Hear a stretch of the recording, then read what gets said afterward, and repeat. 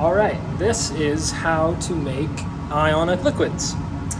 In this video I will be making choline pyruvate from choline bicarbonate and pyruvic acid. The basic setup that we use consists of a hot and stir plate with an oil bath and a round bottom flask with a vacuum adapter here, which will be used later. The procedure for this is very straightforward. What I've already done is added my choline bicarbonate into this round bottom flask with a stir bar, as you can see it moving in there. And basically the next step will be to add our pyruvic acid. I already have my micropipetter set to the correct amount. The amount that you will be using will obviously vary depending on the mole ratios and the exact chemical you will be using. But for this example, I'll just be using this pyruvic acid. It's important to add the pyruvic acid slower, or just your acid component a little slower, as it will bubble sometimes drastically to the point of overflowing your beaker. As you can see, it's kind of bubbling in there. Some formulations will foam to the point of filling the flask, but with this formulation, it's not too bad. So I can get away with adding it only kind of slowly. So now that that's going in there, we're going to let that stir and let the bubbles go down a little bit.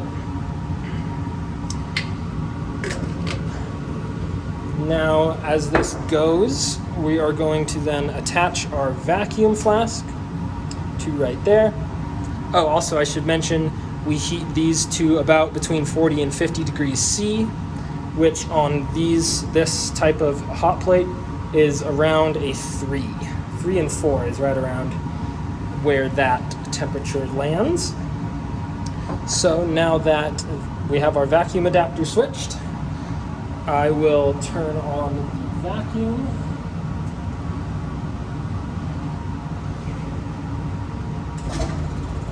And as you can see, it is bubbling very rapidly.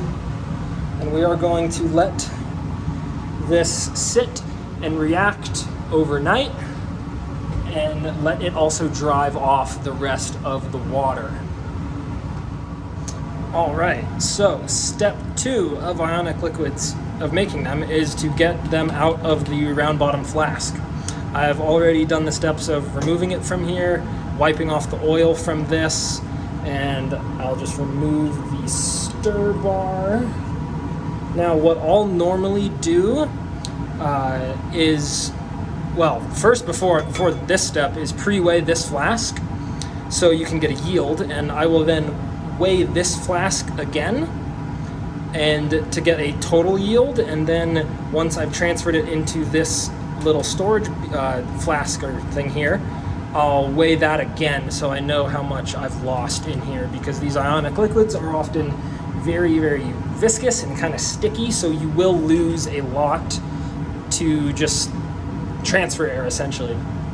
So what I do to minimize that is I have this little setup here where I'll turn this over and dump this into a little funnel I have already set up, and I will take a heat gun and just kind of hit the top of it to increase that viscosity to the point where it'll run down the flask a little better. For the sake of brevity, I am not going to stand here for 5 minutes and make you watch me do that. So I'm going to call that good, and I will then basically take what's left in here, weigh that, label it, and put it in the fridge for storage. And that is basically how I make my ionic liquids.